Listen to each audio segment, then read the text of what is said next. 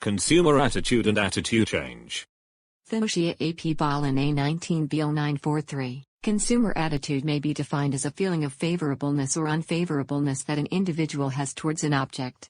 As we all know that an individual with a positive attitude is more likely to buy a product, and this results in the possibility of liking or disliking a product. In other words, attitude consists of thoughts or beliefs, feelings, and behaviors or intentions towards a particular thing, which in this case is usually a good or service. For example, you may have a very positive view of a particular sports car. Attitude involves object-specific consumption or marketing-related concepts such as products, product categories, brands, services, product uses, people, or advertisements. Attitude involves learning.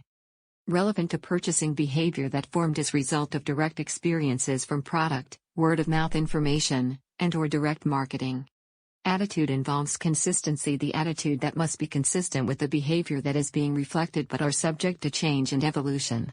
Attitude involves situational circumstance, the attitude that caused by a situation due to significant event or circumstance that may or may not meet the desired needs. Belief plays a vital role for consumers because it can be either positive or negative towards an object.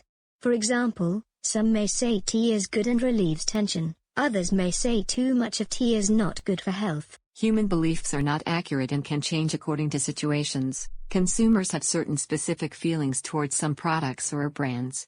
Sometimes these feelings are based on certain beliefs and sometimes they are not.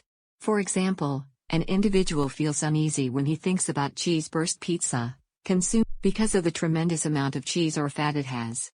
Cognitive behavioral intentions show the plans of consumers with respect to the products. This is sometimes a logical result of beliefs or feelings, but not always. For example, an individual personally might not like a restaurant, but may visit it. Utilitarian function. Consumer value a particular brand because of its utility function. When a consumer is having an experience of using a product in past, he will tend to have positive opinion about it. The ego-defensive function. It is natural that most of the consumer wants to protect their self-images and they want to feel secure and safe about the product which they are going to buy. Many advertisements helps the consumer to feel secure. The value-expressive function. Attitudes are an expression or reflection of the consumer's general values, lifestyles, and outlook. If a consumer segment generally holds a positive attitude toward owning the latest designer jeans. The knowledge function. Customers always have the urge of knowing more about the products. This need to know is considered to be important while positioning the product. Indeed, many products and brands' positioning are attempt to satisfy the needs related to current issue. COVID-19. The COVID-19 pandemic has fundamentally changed the world as we know it. People are living differently, buying differently, and in many ways, thinking differently.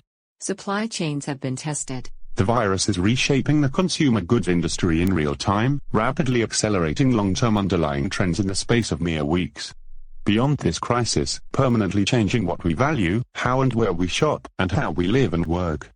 As stay-at-home orders and countrywide lockdowns start to be eased, consumer behavior continues to be driven by new personal circumstances, such as changes in discretionary income and spare time, and reconsidered values and priorities. People are responding in a variety of ways and have differing attitudes, behaviors, and purchasing habits.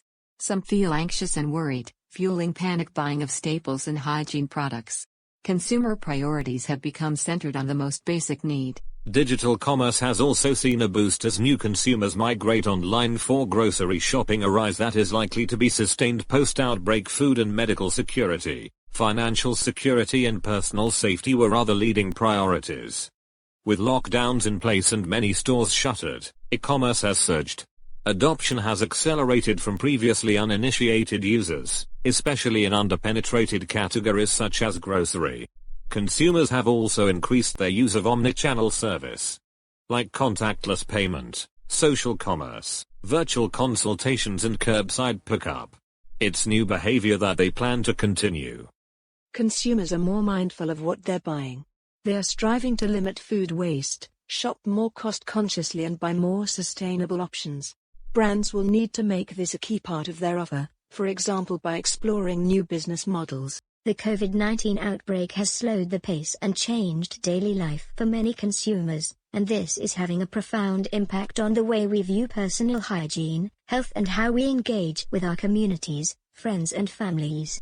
The ways in which people spend their leisure time are changing because of the outbreak and related social distancing measures, and again, these habits are likely to be sustained. More time with family, entertainment, learning, and DIY have seen a rise.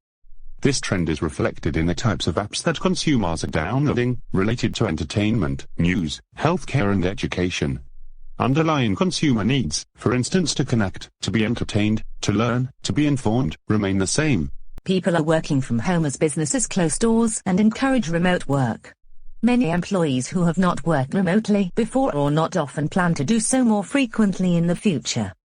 High percentages of employees feel they have the right environment and tools for remote work, but some miss social contact. Overall, employees feel their employers have taken the right steps to protect their health and keep them well informed. Employees who now find themselves working from home are broadly positive about the experience.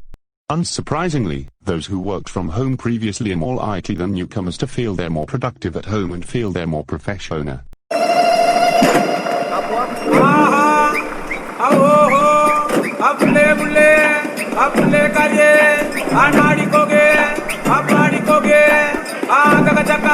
Chaka,